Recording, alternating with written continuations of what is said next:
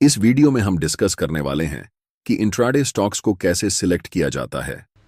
ज्यादातर beginner traders randomly किसी भी स्टॉक में ट्रेड करने लगते हैं, जिससे उन्हें टेक्निकल एनालिसिस पता होने के बावजूद भी लॉस हो जाता है। हम जानते हैं कि स्टॉक मार्केट में कई अलग अलग एसेट्स में ट्रेड कर सकते हैं, जिनमें स्टॉक्स में ट्रेड करके प्रॉफिट कमाना सबसे आसान है। इसका कारण यह है कि स्टॉक्स में वोलेटिलिटी कम रहती है, और जब हम इंट्राडे ट्रेड करते हैं तो हमें ब्रोकर की तरफ से 5 गुना मार्जिन भी मिलता है। इस कारण हम कम कैपिटल में भी अच्छे रिस्क मैनेजमेंट के साथ डिसेंट अमाउंट प्रॉफिट बना सकते हैं। इस वीडियो में हम डिटेल में डिस्कस करेंगे कि professional intraday traders stock selection कैसे करते हैं। पहले वे सेक्टर वाइज एनालिसिस करते हैं और फिर उस सेक्टर के स्टॉक्स को सिलेक्ट करके इंट्राडे ट्रेड करते हैं। एनालिसिस के इस तरीके को डिटेल में जानेंगे, लेकिन वीडियो की शुरुआत से शुरू करेंगे ताकि बिगनर ट्रेडर्स को भी यह अच्छे से समझ में आए। मार्केट ओपन होने से पहले हमें यह जानना चाहिए कि उस दिन मार्केट का सेंटीमेंट क्या होने वाला है। सेंटीमेंट का मतलब है कि उस दिन मार्केट बुलिश है या फिर बेयरिश, और जो भी मार्केट का सेंटीमेंट होगा हम उसी दिशा में ट्रेड करेंगे। अगर मार्केट बेयरिश है तो हम ऐसे स्टॉक्स ढूंढेंगे जहां सेल ट्रेड का सेटअप बन रहा हो, और अगर सेंटीमेंट बुलिश है तो हम ऐसे स्टॉक्स ढूंढेंगे जहां बाय ट्रेड का सेटअप बन रहा हो। अब आप सोच रहे होंगे कि मार्केट सेंटीमेंट कैसे पता चलेगा। इसे पता करना बहुत आसान है और हम इसे 3 तरीकों से पता कर सकते हैं। पहला, मार्केट ओपन होने से पहले हमें एक बार ग्लोबल मार्केट को देखना होगा। इसे देखने के लिए हम गूगल पर जाएंगे और सर्च करेंगे ग्लोबल मार्केट। हमें मनी कंट्रोल की वेबसाइट दिखेगी जिसे ओपन करना है। ओपन करने के बाद आपको दुनिया की सभी प्रमुख मार्केट्स दिख जाएंगी, जैसे यूरोपियन मार्केट्स, एशियन मार्केट्स आदि। यहां हमें यूएस मार्केट पर नजर डालनी है, क्योंकि यह दुनिया का सबसे बड़ा मार्केट है, और अगर यूएस में कुछ होता है तो इसका असर लगभग सभी देशों की मार्केट्स पर पड़ता है। अगर यूएस मार्केट बुलिश है तो हम बाय वाले स्टॉक्स पर ट्रेड करेंगे, और अगर यूएस मार्केट बेयरिश है तो सेल वाले स्टॉक्स में ट्रेड करेंगे। दूसरा, हमें एफआईडीआई डेटा चेक करना है। ये डेटा एक दिन पुराना होता है, यानी अगर आज 18 सितंबर है तो हमें 17 सितंबर की बाइंग और सेलिंग दिखेगी।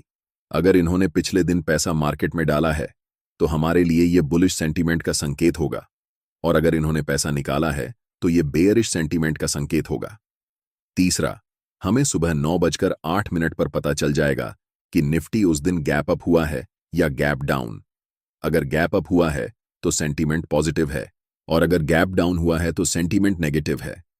सेंटीमेंट के हिसाब से हम स्टॉक्स को सिलेक्ट करेंगे और ट्रेड में एंट्री लेंगे। इन 3 तरीकों से हम मार्केट के सेंटीमेंट का पता लगा सकते हैं कि मार्केट ओपन होने के बाद प्राइस ऊपर जाएगा या फिर नीचे। अब जो हम आपको बताने वाले हैं वह यह है कि किसी भी इंट्राडे स्टॉक्स में ट्रेड करने से पहले अगर इन बातों का ध्यान नहीं रखते हैं तो भले ही आप आजकल पैसा कमा रहे हों, लेकिन जब आप इसे रेगुलरली करेंगे तो आप बहुत बुरी तरह से स्टॉक्स में फंस सकते हैं, जिसमें आपका सारा पैसा भी डूब सकता है।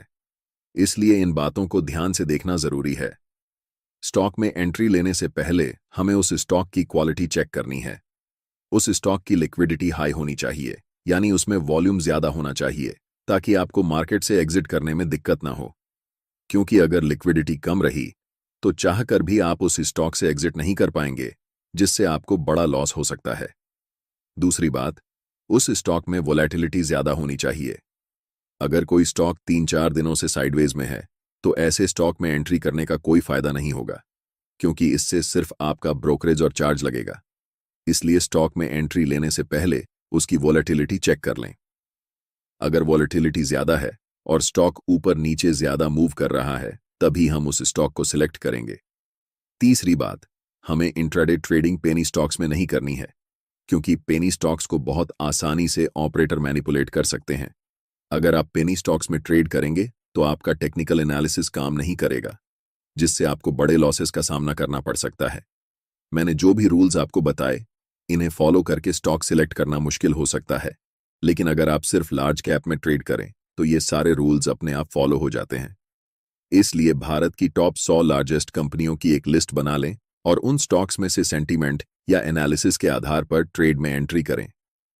इन टॉप 100 कंपनियों की लिस्ट के लिए सबसे पहले गूगल पर जाएं और सर्च करें top 100 Indian large cap stocks.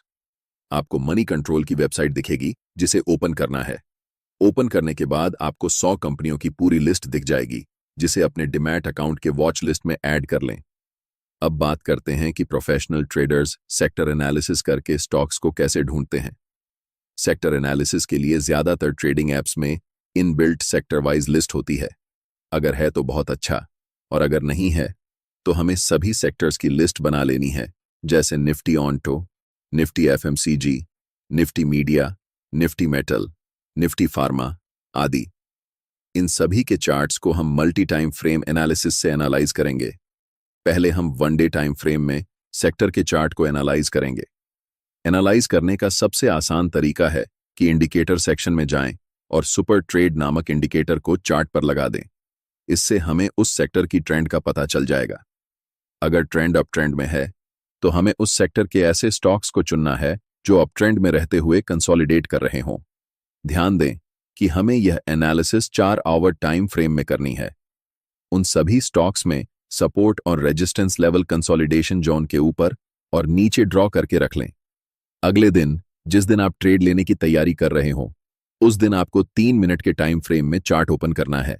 अगर उस दिन की पहली 3 मिनट की कैंडल रेजिस्टेंस लेवल को ब्रेक करके ऊपर क्लोज होती है और अगली कैंडल पहली कैंडल की हाई को ब्रेक करती है, तो हमें बाय पोजीशन में एंट्री लेनी है। इस स्थिति में हमारा स्टॉप लॉस प्रीवियस डे की लास्ट कैंडल की लो होगी। और अगर स्टॉप लॉस बड़ा हो रहा है और रिस्क रिवॉर्ड रेशियो फेवरेबल नहीं है, तो उस समय हमें पहली कैंडल की लो को स्टॉप लॉस रखना है। अगर अभी भी आपको समझ में नहीं आया तो कोई बात नहीं, चलिए इसे एक उदाहरण की मदद से समझते हैं। लीजिए, सुबह 9:08 पर आपने देखा कि निफ्टी आज गैप अप ओपन होने वाली है। साथ ही ग्लोबल मार्केट भी बुलिश सेंटिमेंट में है। इसका मतलब यह है कि आज हमें ऐसे सेक्टर को ढूंढना होगा जो अपर ट्रेंड में हो और कंसोलिडेट कर रहा हो। सबसे पहले मैं अपना सैमको ब्रोकिंग ऐप खोल लेता हूं।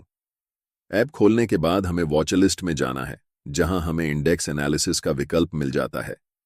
यहां पर हमें सभी सेक्टर और इंडेक्स की एक लिस्ट दिखती है। इन सभी को एनालाइज करने के बाद पता चलता है कि आईटी सेक्टर अप ट्रेंड में है और ऊपर के लेवल पर कंसोलिडेट कर रहा है। अब हम निफ्टी आईटी पर क्लिक करके उसके सभी स्टॉक्स को देखेंगे। इनमें से एम्फेसिस स्टॉक सबसे ज्यादा बुलिश लग रहा है, क्योंकि इसने पिछले दिन 1.3% का गेन हासिल किया था। अब हम इस स्टॉक पर क्लिक करेंगे और उसके चार्ट्स को देखेंगे। चार्ट में यह स्टॉक एक स्ट्रॉन्ग अपर ट्रेंड में है और ऊपर के लेवल पर कंसोलिडेट कर रहा है। कंसोलिडेशन वाले एरिया में हम सपोर्ट और रेजिस्टेंस लेवल ड्रॉ कर देंगे। यहां तक हमारा काम फिलहाल के लिए खत्म हो जाता है। अब हमें मार्केट खुलने के बाद अपना अगला कदम उठाना है। जब मार्केट ओपन हो जाएगा तो हम चार्ट्स को 3 मिनट टाइम फ्रेम में कन्वर्ट करेंगे। अगर यह स्टॉक 3 मिनट की पहली कैंडल में रेजिस्टेंस लेवल को ब्रेक कर देता है तो हम बाय पोजीशन में एंट्री लेंगे। हमारा स्टॉप लॉस प्रीवियस डे की क्लोजिंग कैंडल के लो के नीचे होगा। अगर स्टॉप लॉस बड़ा लग रहा है तो हम आज की पहली कैंडल के लो के नीचे भी स्टॉप लॉस सेट कर सकते हैं। अब टारगेट के लिए हम 9 ईएमआई एक्सपोनेंशियल मूविंग एवरेज का उपयोग करेंगे। यह इंडिकेटर डिफॉल्ट सेटिंग में ही रहेगा, इसलिए आपको इसे बदलने की जरूरत नहीं है। जब तक कैंडल 9 ईएमआई के नीचे क्लोज नहीं करती, तब तक हम टारगेट लेते रहेंगे। जब आप ऐसे स्टॉक्स में ट्रेड करते हैं जिनका बड़े टाइम फ्रेम में एनालिसिस किया गया हो, तो एक ही दिन में आपको 4%, 5% या 10% तक का टारगेट मिल सकता है, क्योंकि ऐसे स्टॉक्स में कई दिनों से कंसोलिडेशन चल रहा होता है और जब आप छोटे टाइम फ्रेम में एंट्री करते हैं तो एक छोटा मूव भी आपके लिए बड़ा हो सकता है। इसी तरह से आप सेल पोजीशन में भी एंट्री कर सकते हैं। हालांकि मैं इसका उदाहरण नहीं बताऊंगा, क्योंकि इससे वीडियो लंबा हो जाएगा। अगर आपको यह वीडियो अच्छा लगा हो तो एक बार लाइक कर दें और एक प्यारा सा कमेंट छोड़ दें, ताकि हमें मोटिवेशन मिले और हम आपके लिए और भी अच्छी वीडियो बना सकें।